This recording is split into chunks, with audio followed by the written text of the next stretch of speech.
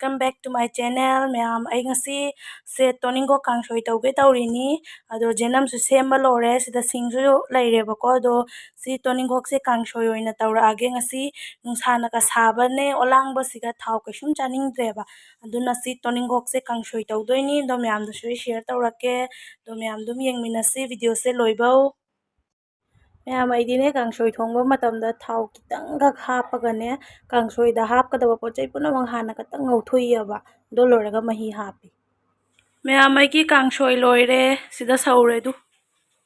असे हुजिक थांगदारानी आई मैम हुजिक से खांग थांगले कांगसोईदो सोंदा थांगदोएबको दो सिटिलाउ सिनाने असे बेसन से थिना थमेबको अदो तिलाउ बोरा सिना आइगी ओइदोइनेबा से जेनम सिना खय मागे हदि खय मा होय कइनो तौदेना को तिलाउ चनम कइगा कइसुम चादेदना को आइदी तिलाउ दे दुम चाएबा अदो तिलाउ बोरा सिना आइगी अदो जेनम सिना खय मागी तिलाउ से खयगी खय जुम थांगनाबा नेने ओइदे पुरैनेबा खय तिलाउ चादमिना तिलाउ लैदेबा अदो नेने ओइदे तिलाउ अनि खक पुरा लाए दो से हुजि बोरा होरा अनि अदो मैम द यंगहलकेको मैम यंगमिनसी मैम से बोरा हौरियबको अदो से तिलाउ बोरा नि अइना हौइसे जेनम बोरा दि हौबा लोइरेबको अदो यंगहलके अदो सिदा लैरे जेनम बोरा खोमागी जेनम बोरा हाना हौदोएबा इदि थाव दो पुनबदु नुंगाइते आइना अदुना जेनम गी हौ लोइरागा तिलाउ गी से हौरिबा अदो सिदा लैरे तिलाउ बोरा सु हौबा खोतपा लोइ लोइरेबको अदो हुजि आई कनो तौरानी चाक थीबा खोतपा मु यंगहलागेबा सि जेनम बोरा लैरे दो चाक थीरगा मु यंगहलागे मैम मैम आई चक चागे तौरी चाक लोरे दुगा सिदा बोरा लैरे को सि बोरा लैरे सि आलू बेटपा लैरे सि पानी रोनबनी से पानी रोमबदा थाकपा मनादुनी ममिंग तो कइनोम हाइदाइने काथोगरे अदो सि से साइगी चमधोंगदुनियाबको ओलांगबसिगा चमधोंग चागे आइना अदो सि सिंगसे आई हुजिक चारक्तोइनी मैम आई चाबा हौरगेको सि इसिंग से थक्तोइनेबको अदो बटल मनुंगसिगा आइस चेले थकपा ngamdoira ngamoidora di khangde doi chaba hawrage ko ma'am से स्टैंड फैन थायबा ina olangi aina duna makhon se kainom tawramani ado chaba hawrage ko ma'am ado ma'am ai hujik chaba hawrage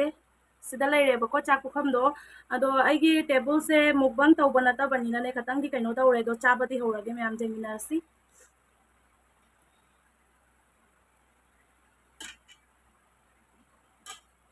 कांगसोई ना हाना तोले ma'am से हान बै सखोम से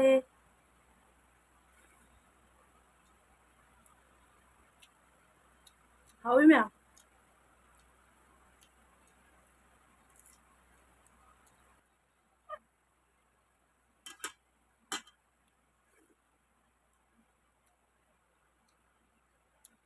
चले बोरा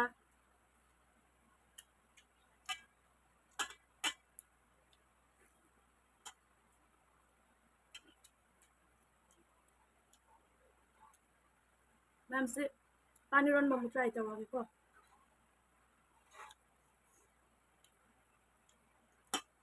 बक्सा ये सिदी फजना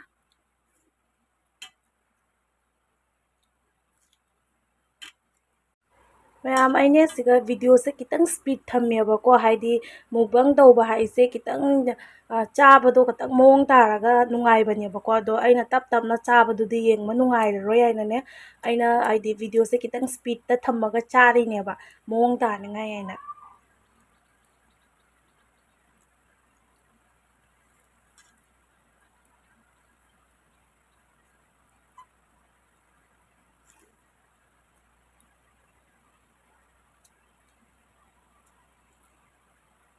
मैम सी पानी रोम बने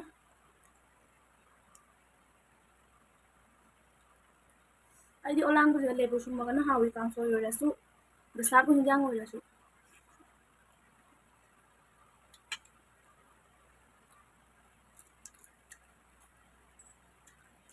आलू मेटपा मुलावगे हरा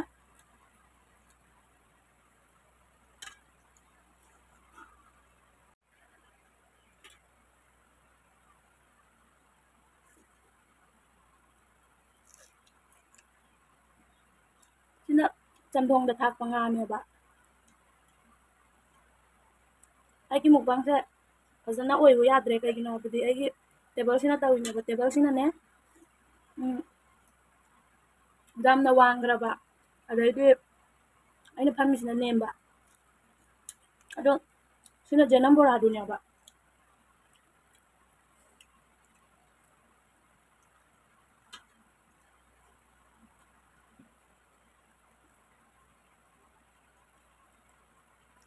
ꯑꯩꯗꯤ ꯁꯨꯃꯥꯏꯅ ꯁꯤ ꯀꯩꯅꯣꯝ ꯃꯅꯥ ꯍꯥꯏꯕꯅꯤ ꯀꯥꯎꯈ꯭ꯔꯦ ꯑꯣ ꯃꯌꯥꯡꯕ ꯄꯥꯟ ꯏꯔꯣꯝꯕꯗꯅꯦ ꯃꯌꯥꯡꯕ ꯍꯥꯞꯄꯗꯤ ꯌꯥꯝ ꯍꯥꯎꯕꯅꯤ ꯃꯣꯔꯣꯛ ꯁꯥꯏꯌꯦ ꯄꯥꯟ ꯏꯔꯣꯝꯕꯁꯦ ꯐꯖꯅ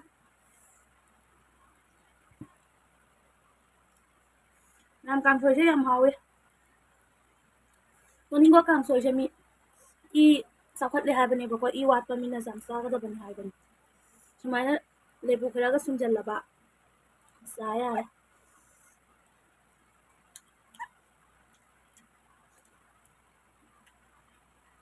ꯇꯤꯜꯍꯧ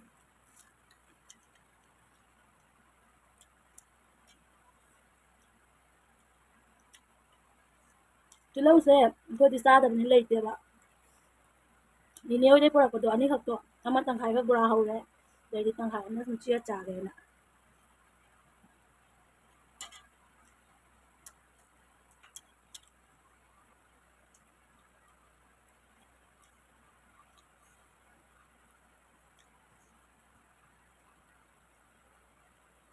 ꯑꯩꯈꯣꯏꯗꯤ ꯂꯥꯏ ꯂꯩꯕꯅꯤꯅꯅꯦ ꯑꯩꯈꯣꯏ ꯌꯨꯝꯗ ꯇꯤꯜꯍꯧ ꯆꯅꯝ ꯑꯝꯇ ꯄꯨꯁꯜꯍꯟꯗꯦꯕ ꯑꯗꯣ ꯑꯩꯈꯣꯏ ꯄꯥ ꯂꯩꯇꯕꯩꯅꯦ ꯑꯩꯅ ꯑꯗꯨꯝ ꯄꯨꯁꯜꯂꯛꯏꯕ ꯑꯩꯈꯣꯏ ꯄꯥ ꯂꯩꯔꯗꯤ ꯉꯥꯡꯗꯣꯏꯅꯤꯁꯦ ꯅꯣꯏ ꯆꯥꯅꯤꯡꯕ ꯃꯄꯥꯅ ꯆꯥꯎꯀꯣ ꯌꯨꯝꯗ ꯄꯨꯁꯜꯂꯛꯀꯅꯣ ꯍꯥꯏꯅ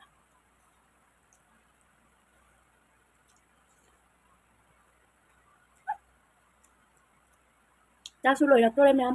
ꯁꯛ ꯑꯣꯏꯅ ꯌꯦꯡꯍꯜꯂꯛꯑꯒꯦ ꯑꯗꯣ ꯁꯛ ꯌꯦꯡꯍꯜꯂꯛꯑꯒ ꯑꯃꯨꯛ ꯄꯨꯈꯝꯁꯦ ꯎꯔꯔꯣꯏꯕ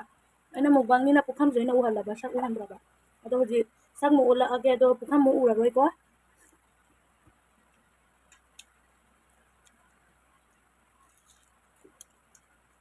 ꯕꯣꯔꯥꯁꯦ ꯌꯥꯝ ꯍꯥꯎꯋꯦ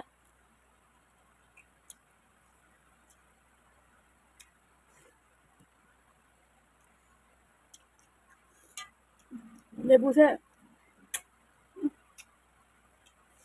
ꯍꯥꯎꯋꯦ